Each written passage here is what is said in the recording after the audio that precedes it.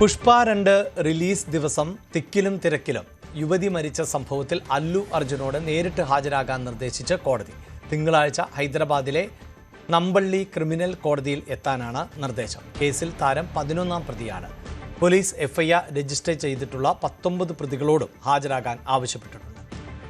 വാർത്തയുടെ വിശദാംശങ്ങളുമായി അജയ് സുധാ ബിജു ചേരുന്നുണ്ട്. അജയ്, വലിയ തോതിൽ ചർച്ച ചെയ്യപ്പെട്ട സുരക്ഷാ ക്രമീകരണങ്ങളിലുണ്ടായ വീഴ്ച, പ്രത്യേകിച്ച് അവിടേക്ക് താരം തന്നെ എത്തിയതാണ് ഇത്തരത്തിൽ സുരക്ഷാ പാളിച്ചകൾക്ക് കാരണമെന്നൊക്കെയുള്ള വിമർശനം കൂടി നേരിട്ട ഒരു സംഭവമായിരുന്നു. എന്തുകൊണ്ടാണ് കോടതി എല്ലാവരോടും എത്താൻ നിർദ്ദേശിച്ചിട്ടുള്ളത്? എന്താണ് മറ്റു വിവരങ്ങൾ?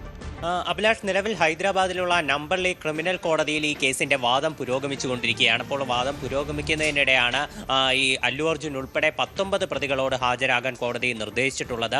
പോലീസ് ആകെ 23 പേർക്കെതിരെയാണ് എഫ്ഐആർ രജിസ്റ്റർ ചെയ്തിട്ടുള്ളത്. ഇതിൽ 1 മുതൽ 10 വരെയുള്ള പ്രതികൾ ഈ അപകടം നടന്ന സന്ധ്യ തിയേറ്റർ ഉടമകളാണ്.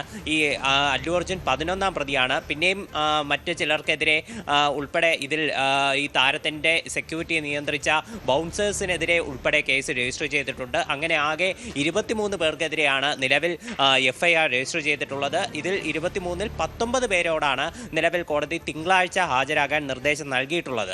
അന്ന് ഡിസംബർ 4-ാം തീയതിയാണ് 2024 ഡിസംബർ 4-ാം തീയതിയാണ് ഇത്തരമൊരു അപകടം നടന്നത്. അന്ന് പുഷ്പ റിലീസ് ദിവസം താരം അതിൻ്റെ പ്രീമിയർ ഷോയ്ക്കായി അവിടെ എത്തിയപ്പോഴാണ് രേവതി എന്ന് പറയുന്ന ഒരു 39-കാരി തിക്കിലും തിരക്കിലും പെട്ട് മരിക്കുന്നത്. അവരുടെ ശ്രീതേജ എന്ന് പറയുന്ന മകന് ഗുരുതരമായി പരിക്കേൽക്കുകയും ഉൾപ്പെടെ ചെയ്തിരുന്നു. അതിനുശേഷം ഏതാണ്ട് മാസങ്ങളോളം ആ കുട്ടി ചികിത്സയിലായിരുന്നു. 2025 ഏപ്രിലാണ് ഈ കുട്ടി ആശുപത്രി വിട്ട് ഡിസ്ചാർജ് ചെയ്യുന്നത്. അതിനുശേഷം ഒരു റീഹാബിലിറ്റേഷൻ സെൻറ്ററിൽ തുടർച്ചയായിട്ട് ചികിത്സയിലൊക്കെ ആയിരുന്നു. നിരവധി സ്പീച്ച് തെറാപ്പിയും അതുപോലെ സ്വോളോയിങ് തെറാപ്പിയും ഉൾപ്പെടെ ഈ കുട്ടിക്ക് വേണ്ടതായിട്ട് വന്നു. ന്യൂറോളജിക്കലായിട്ട് നിരവധി പ്രശ്നങ്ങൾ ഈ കുട്ടിക്കുണ്ട്.